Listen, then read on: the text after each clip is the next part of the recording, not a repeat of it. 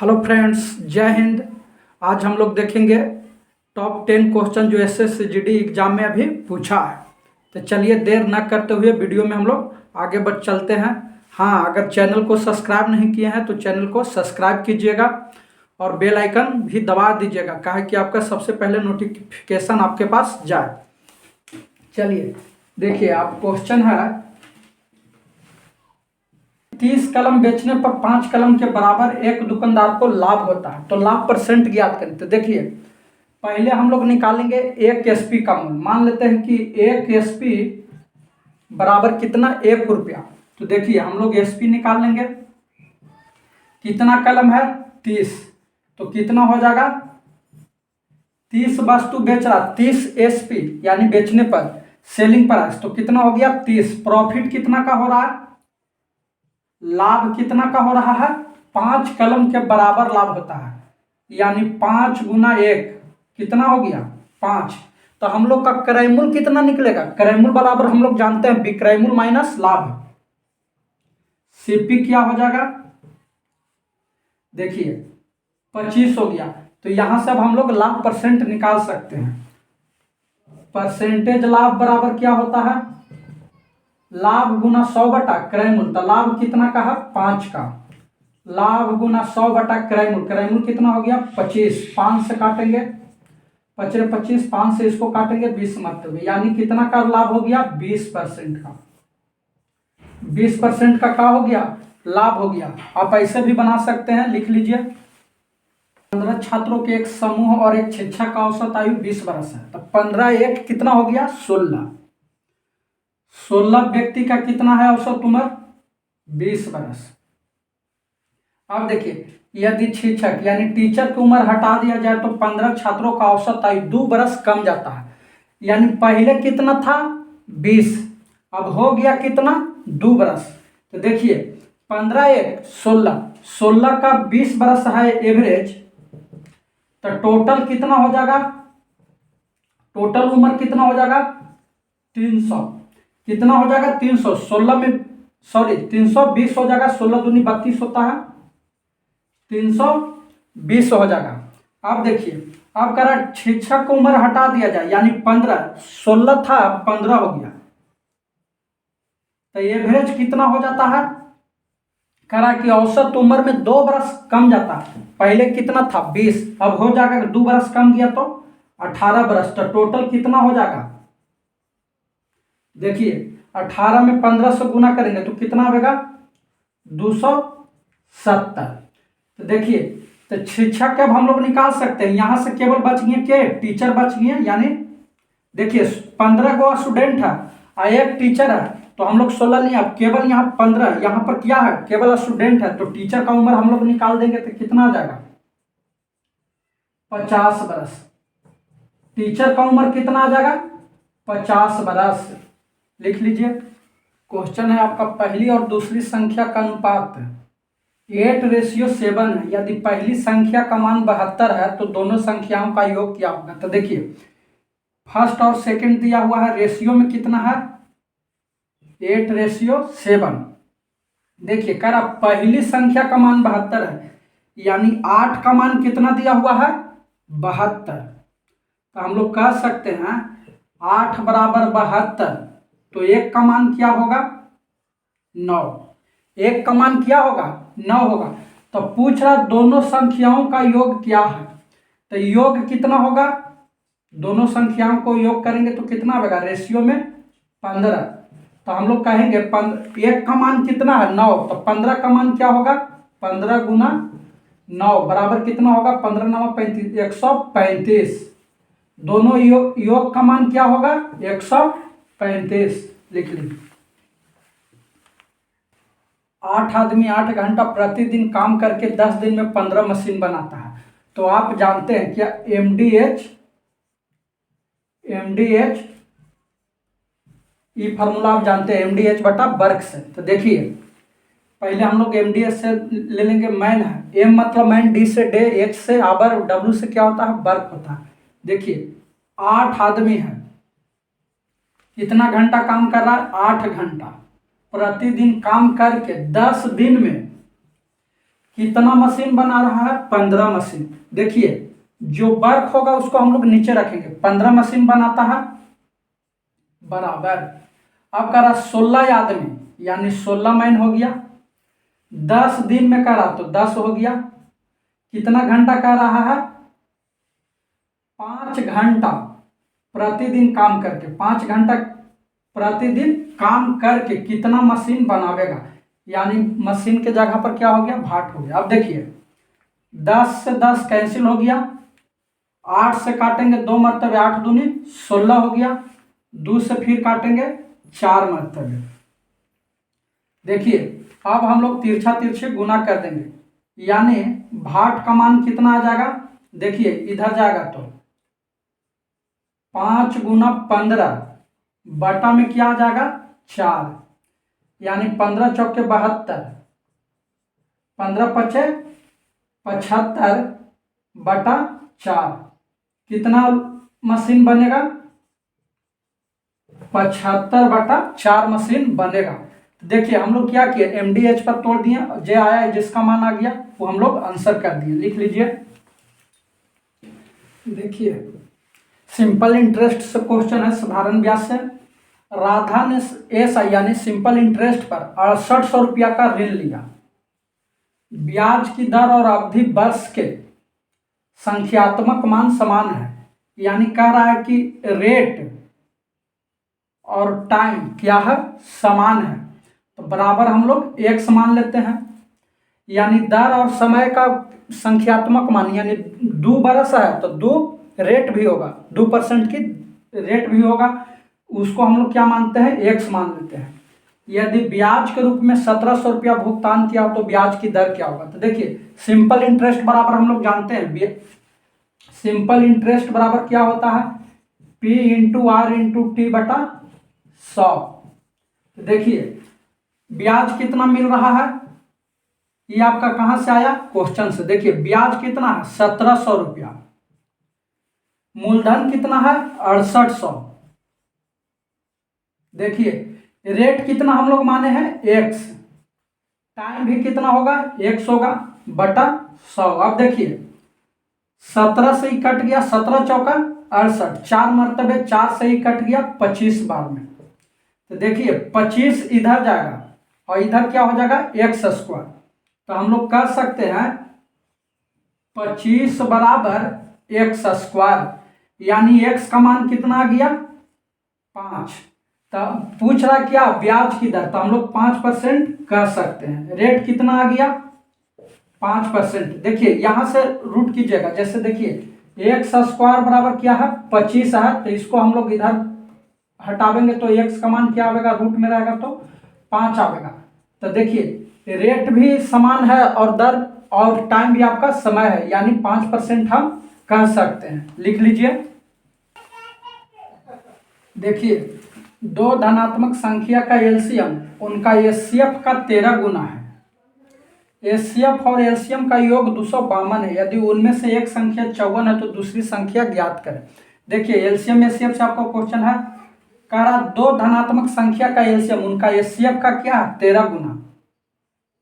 तो एलसीएम और एचसीएफ, देखिए कह रहा है कि एचसीएफ का 13 गुना, मानी एचसीएफ 1 है तो एलसीएम कितना होगा?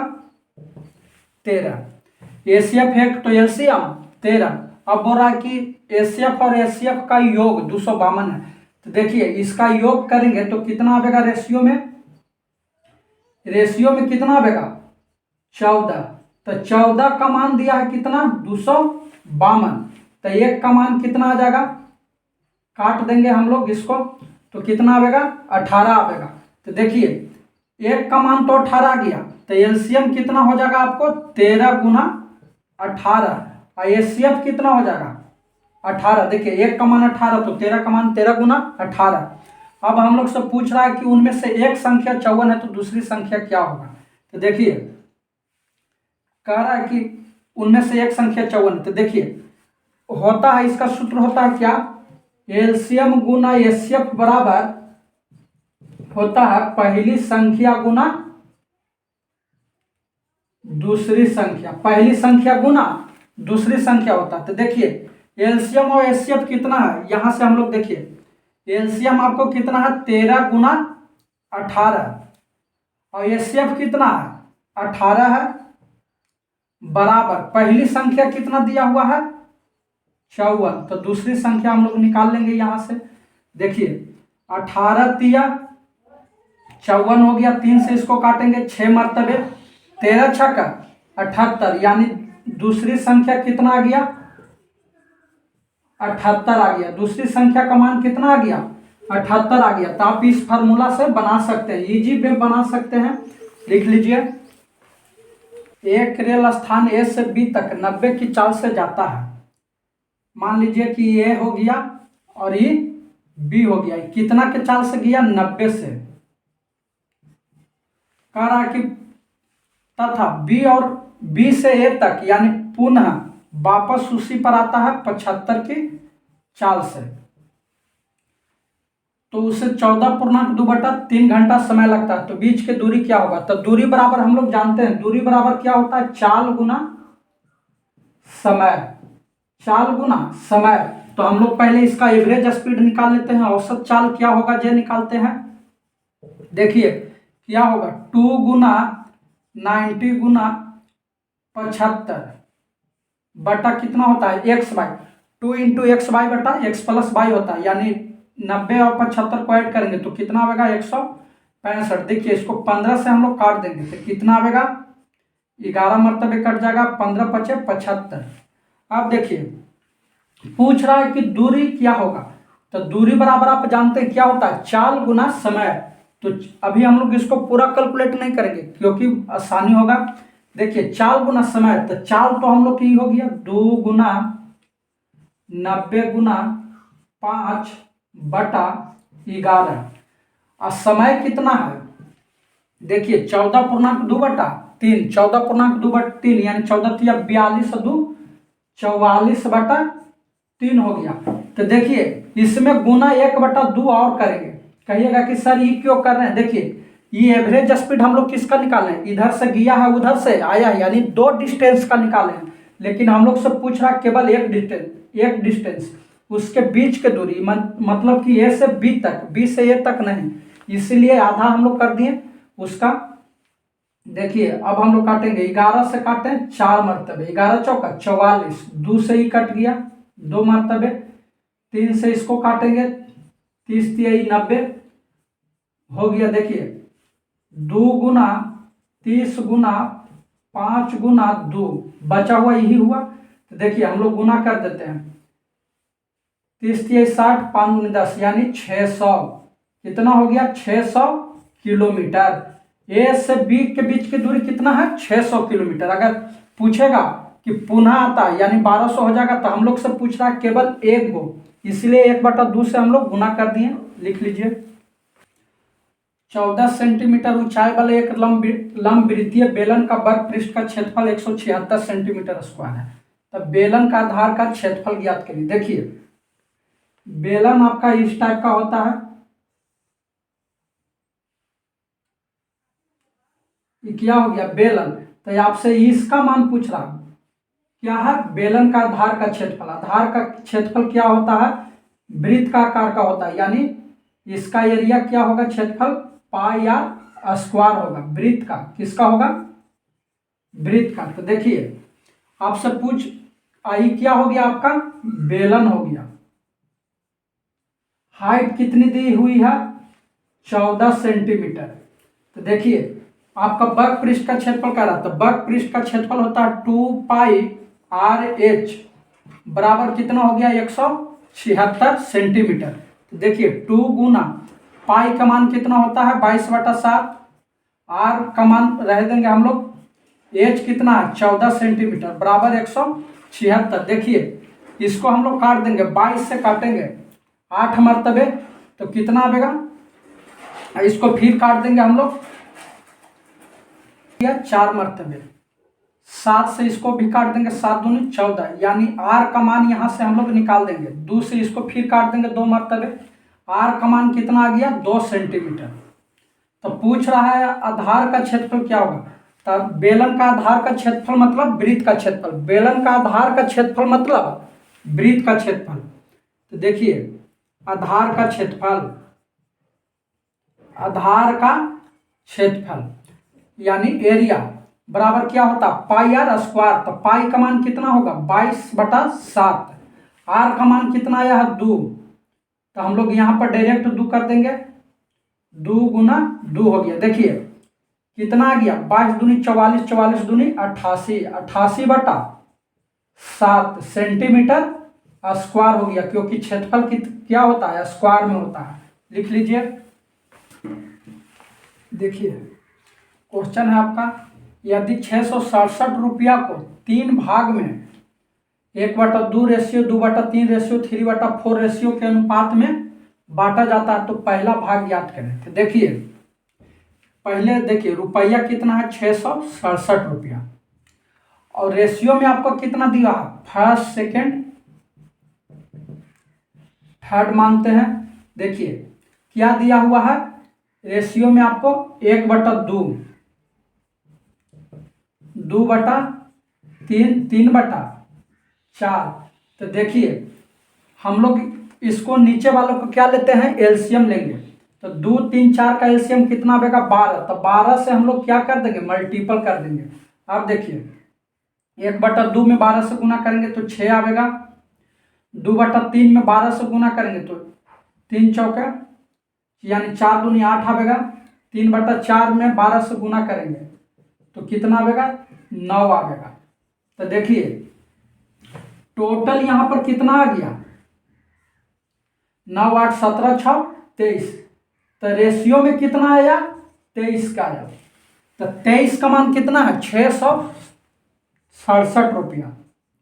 तो 1 का मान कितना आएगा यहाँ से। तो देखिए इसको हम लोग काट देंगे, कितने बार में कटेगा 29 बार में। तो पूछ रहा पहला का भाग, तो पहला कितना है रेशियो में 6 है तो 29 से गुना कर देंगे तो कितना आएगा।